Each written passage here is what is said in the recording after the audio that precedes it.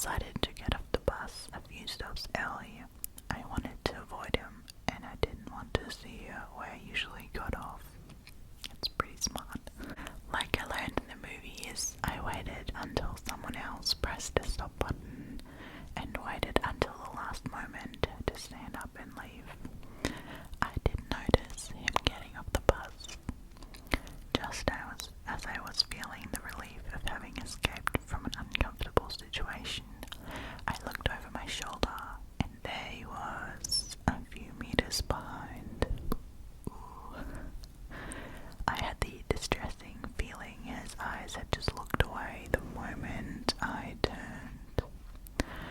I walked into a shop, took my phone, and pretended to be taking a call.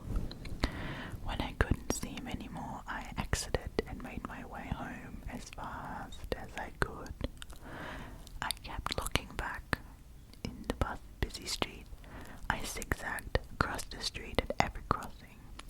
Finally, I believed that him getting off at the same stop as me was just a coincidence. When I reached my building, I looked back one last time, and there he was, his alarming gaze on me, smirking. I ran up to my apartment, climbing the stairs a foot at a time. I reached the top floor, squeezed through my door, locked it, and froze. My intercom was ringing. Don't ask me why I picked it up. I regretted it in the moment I did. I could hear the opposite flat intercom ringing as well. He had pressed all the buttons, one by one, hoping someone would open. But now he knew my name. Gabrielle. Oh, shoot. I felt like a deer in the headlights, frozen. Open the door, please, said a pleading voice. I just want to talk to you. Somehow I couldn't move or speak. Come to the window, he added. Look at me. You'll see I'm not a bad guy. Something clicked. He wanted to locate my apartment in the building. I was not going to make this mistake. I hung up in shock. I waited by the door without moving for what seemed hours. When I finally managed to calm myself, I called my long-distance boyfriend. Call the police, he said immediately. Why didn't I call the police? I don't know.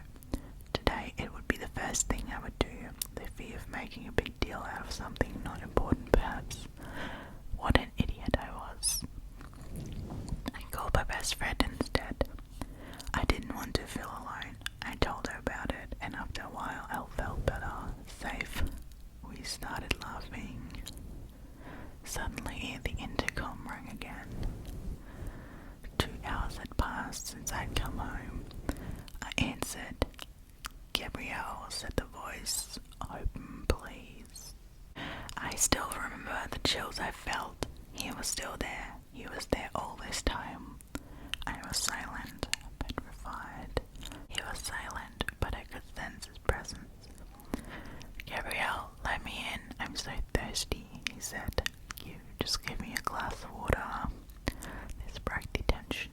I hung up, curled up in the corner, literally in recovery position, terrified. I waited. I was so scared to make a sound. I knew he couldn't hear me from the hall, but I was too scared to even breathe. The intercom rang again and again. I didn't answer this time. I crouched to the couch and fell asleep in exhaustion. I heard the intercom ring one more time in the middle of the night. I woke up in the morning afraid to leave my apartment. I called my dad, who came to pick me up. There was no one in the hall, but there was a note in my mailbox. Gabrielle, I'm a nice guy who should have opened to me. We immediately went to the nearest police station. The police listened and of course told me that I should not hesitate to call them. My dad called the locksmith to install digicode on the building door the same day and wrote a message sheet of my neighbours asking to not open the door to anyone they didn't expect. He sat in the cafe in front of my building with 2 friends every evening for more than a week. I never saw the stalker again. After this episode, I used a different route to and from uni every day.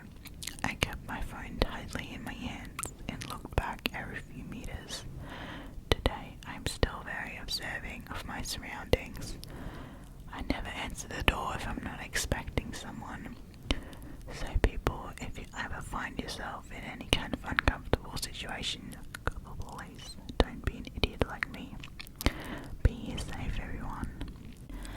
I think that's a super important lesson now, to call the police. They usually take stuff like that really serious as well.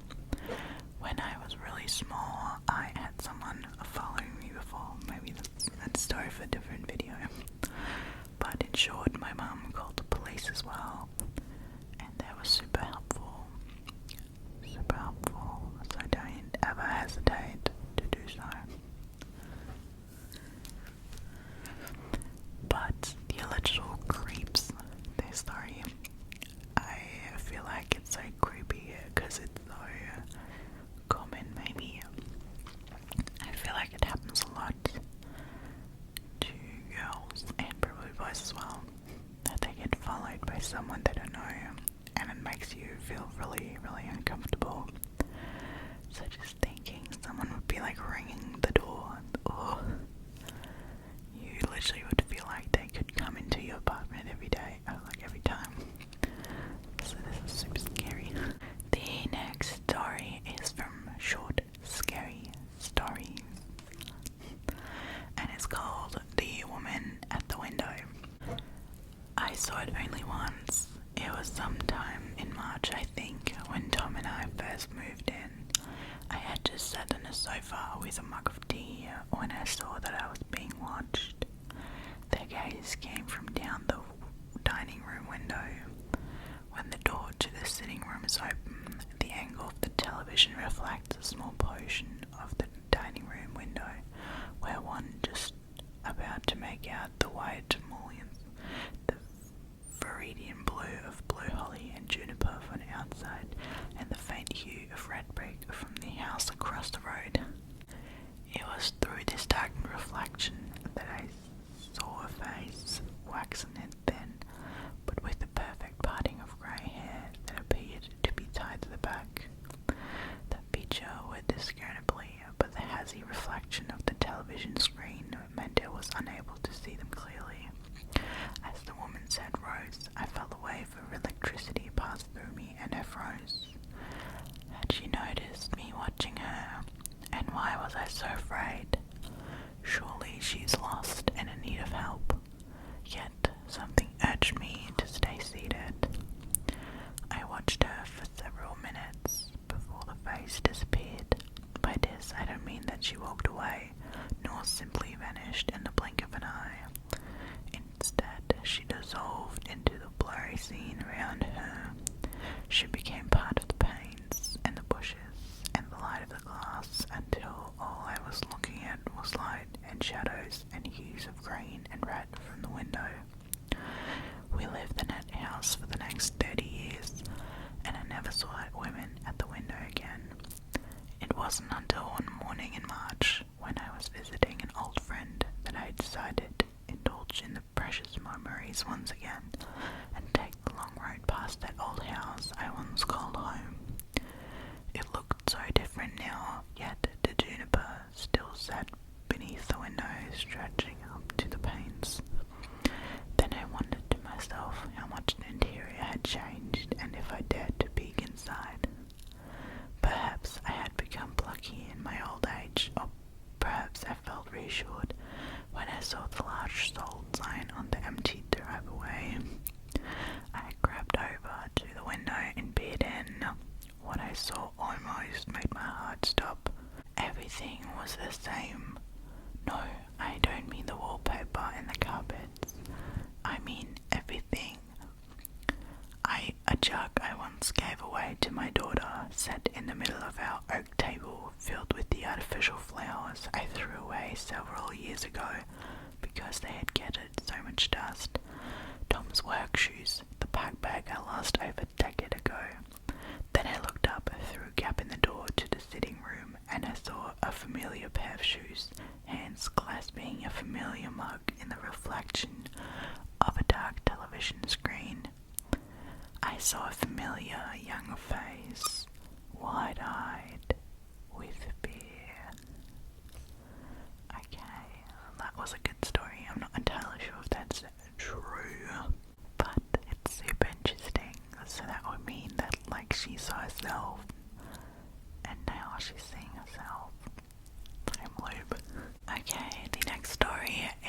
collection of creepy true stories from Reddit, and it's called Home Alone.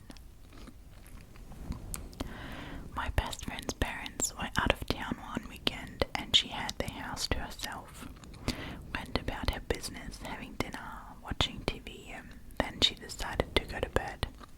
She was lying in her bed with her back to the closet when she heard the door open. She somehow pretended to be asleep. The man who was hiding in the closet walked around her bed to the side she was laying, gently stroked her hair and face, and then laughed. She immediately called her boyfriend to ask him to come over, then called her parents and the police. Long story short, this man had been getting into their home via a doggy door. They didn't have a dog and didn't bother to secure it, and he'd been living in a tent in the foresty area behind their home for months to creep on her. They found a ton of surveillance footage of her sleeping and pieces of her clothes and stuff. Ooh, that's really creepy. The next one is called Party Invite. A guy and I was good friends. A guy I was good friends with had a party one night and called me to invite me over. It was me and my wife's first day off together in a while, and our daughter was 2 years old. I mentioned it to my wife, and my daughter said, "No, don't go, Daddy." Of course, I can't resist that, so I stayed home and we had a good night. My friend, however, had the worst night of his life. His party was going good and everything was fine, even though there were a friend of a friend there who no one really knew. Turns out the stranger had been smoking PCP and decided to start killing people. He took a butcher knife and slashed 3 people's throats. Ooh. My friend's wife threw their kids out of a 2-story window and jumped out herself, took them into the woods and called the police. All 3 people died. Oh my god.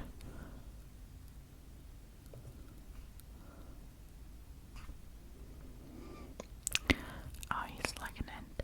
The police found the guy walking down the side of the road covered in blood and injury, and he had no idea what he just did.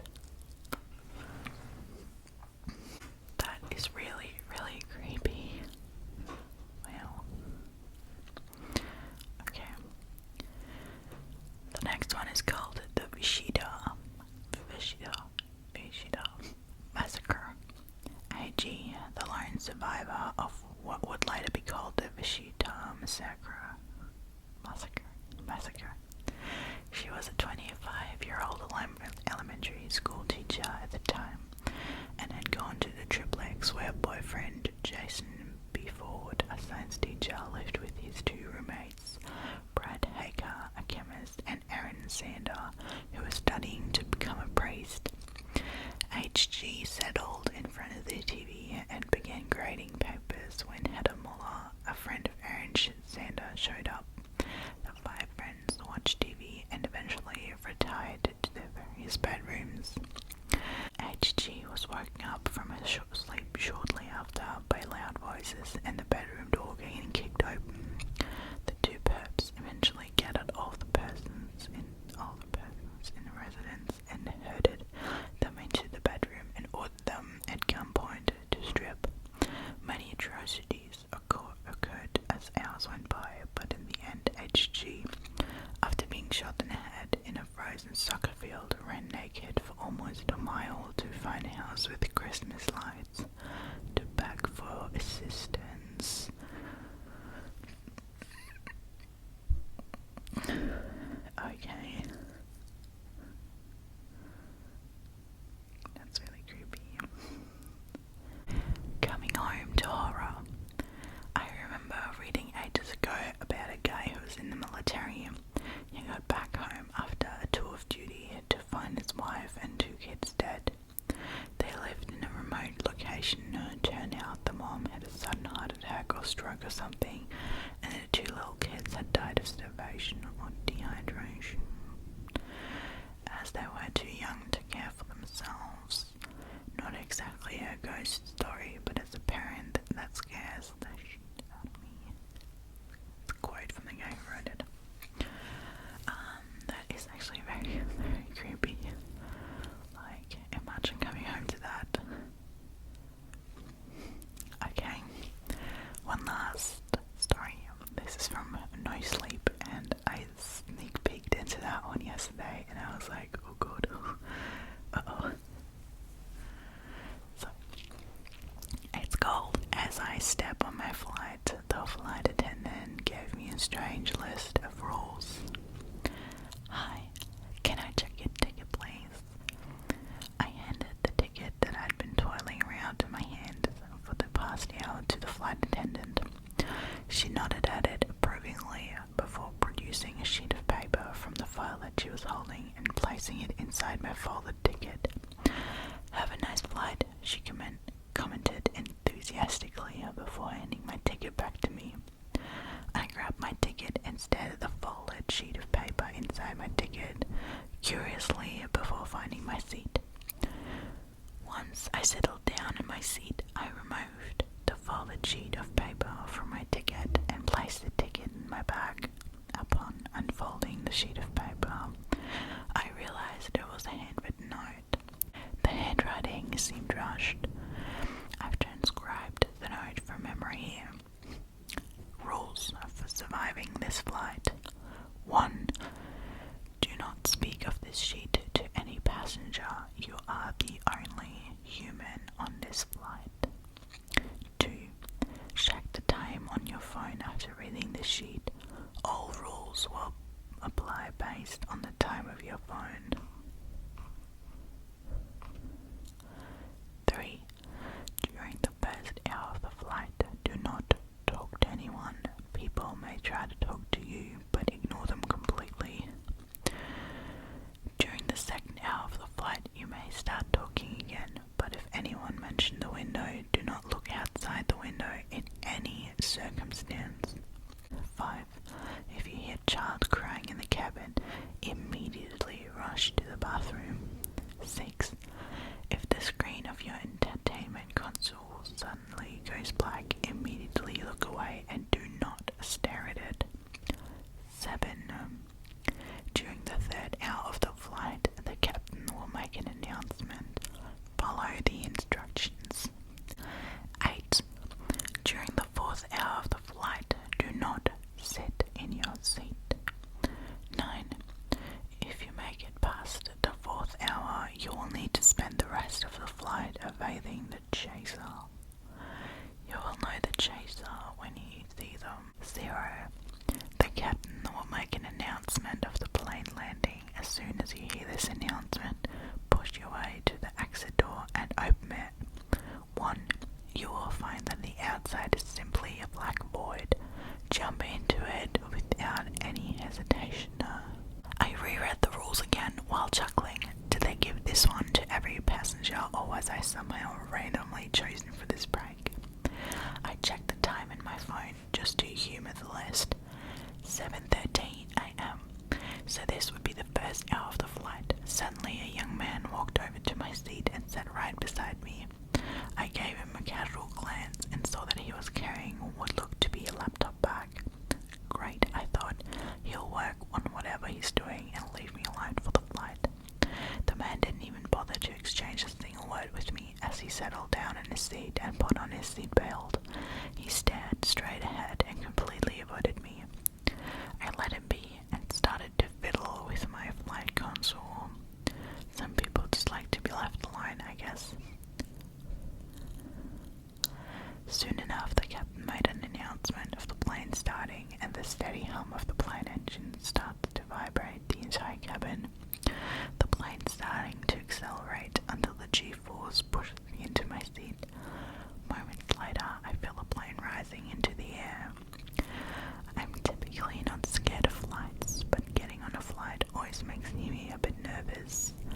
This time though, my stomach was in knots and beads of sweat were running down my forehead. My instinct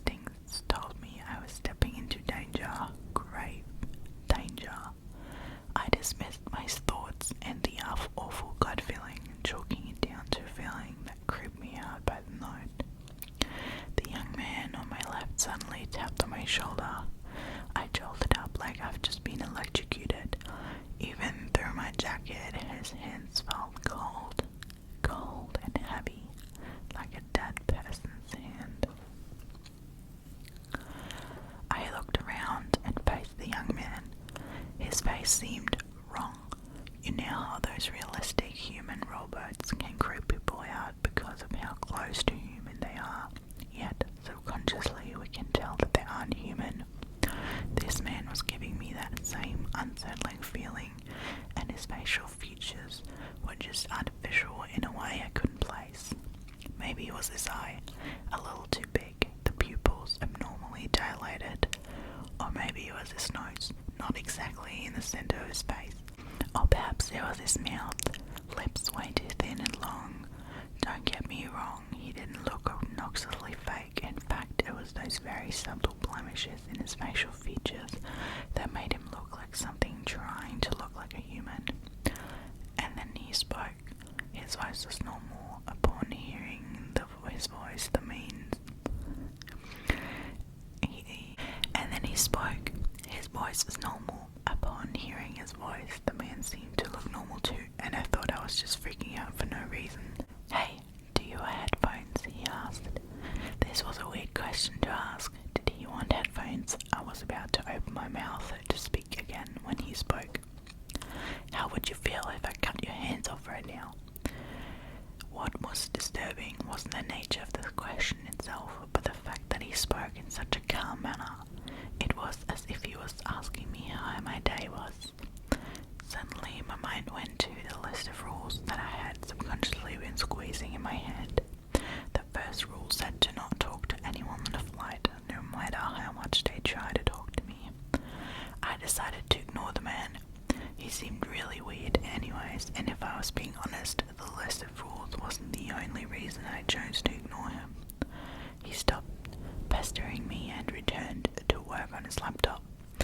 I looked over his shoulder slowly and gasped when I saw what was on his screen.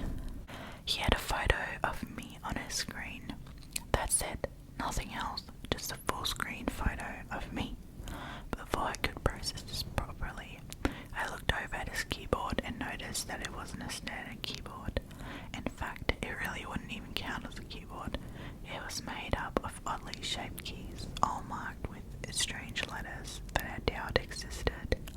The man continued to stare intently at the photo of me on his screen. It was then that I realized that the list of rules wasn't a joke. Suddenly, a flight attendant popped out of nowhere and asked me, "Sir, is this man bothering you?" "Yes, he is," I replied before my voice caught up in my throat. In under a second, everyone in the cabin snapped their heads around until they were staring directly at me. Their faces, they all looked wrong, inhuman. Slowly, their long, thin lips curled into wide smiles, and red tears started to roll down their faces. That's it. That's the end, my friends. So, I'm gonna let you hang with that cliffhanger because that is the end of this story. As far as it goes on Reddit.